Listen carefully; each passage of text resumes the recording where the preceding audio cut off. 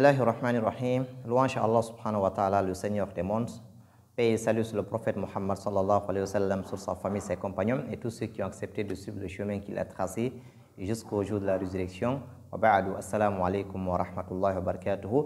Bienvenue sur notre chaîne Comprendre l'Islam et dans ce cours de At-Tawhid, le quatrième cours qui nous parle toujours des conditions de l'attestation, des conditions de la ilaha illallah. Dans le cours passé, nous avions parlé de la première condition qui est al-ilmu bima'naha, le fait de connaître le sens de la ilaha illallah. Et aujourd'hui, nous allons parler de la deuxième condition, ash-shartu thani huwa al-yaqid, c'est la certitude. Le cheikh dit al-yaqinu wa huwa kamalul ilmi biha al-munafi li-shakki wa-rayb. Il dit la deuxième condition, c'est la certitude qui est une science complète et parfaite du sens de la ilaha illallah, qui est le contraire du doute et du soupçon. Donc, le fait d'avoir une conviction, le fait d'avoir une science complète et parfaite du sens de la ilaha illallah, c'est ce qu'on appelle al-yaqinu, qui est d'ailleurs le plus haut degré de la connaissance. Le cheikh dit, la preuve du Coran, c'est le verset cité dans ce document. Le cheikh dit wa dalilul yaqin qawluhu ta'ala innamal mu'minuna alladhina amanu billahi wa rasulih thumma lam yartabu wa jahadu bi amwalihim wa anfusihim fi sabilillah ulaika humus sadiqun. Il dit les vrais croyants sont seulement ceux qui croient en Allah et en son messager, qui par la suite ne doutent point. Voilà la condition. Qui par la suite ne doutent point, et qui luttent avec leurs biens et leurs personnes dans le chemin d'Allah subhanahu wa ta'ala. Donc, ils donnent corps et âme pour que l'islam avance. Allah dit, ceux-là sont les véridiques. Si ceux-là disent, nous attestons qu'Allah seul a droit à l'adoration, c'est que c'est vrai. Allah subhanahu wa ta'ala a témoigné cela. Et le cheikh, il dit, فَاشْتَرَطَ فِي صِدْقِ إِيمَانِهِمْ بِاللَّهِ وَرَسُولِهِ كَوْنِهِمْ لَمْ يَرْتَابُوا أي لَمْ يَشُكُّوا فَأَمَّا الْمُرْتَابَ فَهُوَ مِنَ الْمُنَافِقِينَ. Allah subhanahu wa ta'ala a mis comme condition pour que leur foi soit sincère, soit véridique, le fait qu'il n'ait aucun doute. Le fait qu'il n'ait aucun doute.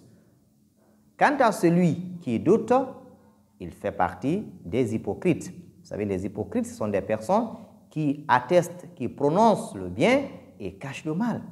Ils cachent le mal. Ils disent la ilaha illallah, mais ils font le shirk à l'intérieur. Et ce sont des gens qui seront au plus profond du feu de l'enfer, qu'Allah nous en préserve. Et le cheikh, il a cité aussi des hadiths. Il dit wa mina sunnati al-hadithu al-thabitu fi sahih an Abi Hurayra radiyallahu anhu qala qala Rasulullah sallallahu alayhi wa sallam أشهد أن لا إله إلا الله وأني رسول الله لا يلقى الله بهما عبد غير شاك فيهما إلا دخل الجنة. رواه مسلم في كتاب الإيمان. Et dans la sunna, le messager d'Allah sallallahu alayhi wa sallam, d'après Abu Huraira, il a dit, j'atteste qu'il n'y a d'autre divinité qu'Allah et que je suis son messager. C'est le prophète qui parle. Nul ne rencontrera Allah avec ces deux attestations, en n'ayant aucun doute, sans qu'il n'entre au paradis. Sans qu'il n'entre au paradis. Mais la condition, c'est quoi? En n'ayant aucun doute. Donc, avec certitude. Il faut donc être certain de cette attestation pour qu'elle soit bénéfique pour nous. وفي رواية لا يلقى الله بهما عبد غير شاك فيهما فيحجب عن الجنة. Et dans une autre version, le messager dit, jamais un serviteur ne rencontrera Allah avec ces deux attestations sans en douter, puis sera ensuite privé du paradis. Non, celui qui meurt en ayant cette attestation avec certitude ne sera pas privé du paradis. Et là, comme on l'a cité dans le cours passé, il peut être parmi ceux qui entrent dans le paradis sans jugement, sans châtiment, ou parmi ceux qui seront jugés et ensuite pardonnés, ou bien parmi ceux qui seront dans le feu pour un temps et ensuite seront dans le paradis enfin. Mais il sera quand même dans le paradis. Il ne sera jamais privé du paradis. C'est lui qui atteste la ilaha illallah avec certitude, sans aucun doute.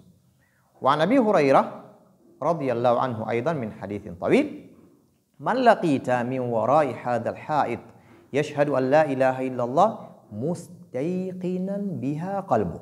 C'est la condition. مستيقنا بها قلبه فبشره بالجنة. Dans ce long hadith, cité par Abu Huraira, le messager d'Allah dit, celui qui se trouve, celui que tu rencontres derrière ce mur et qui témoigne qu'il n'y a point de divinité à part Allah, en ayant la certitude dans le cœur. C'est la condition. La certitude qui est le contraire du doute. En ayant la certitude dans le cœur, le messager dit, annonce-lui le paradis. Et nous constatons ici que l'iman, la foi, c'est une croyance dans le cœur, une prononciation par la langue et l'œuvre par les membres. هنا الشهادة تكون بالنطق. L'attestation se fait ici par la langue, par la prononciation. Mais le messager dit مستيقنا بها قلبه. En ayant la certitude dans le cœur. Donc, si c'est juste la langue qui prononce et que le cœur démentit ce que la langue prononce, il va sans dire que la personne sera parmi les hypocrites, parmi les munafiqin. Il faut donc attester la ilaha illallah en ayant une conviction, en ayant une ferme croyance, une ferme certitude de ce que vous avez prononcé.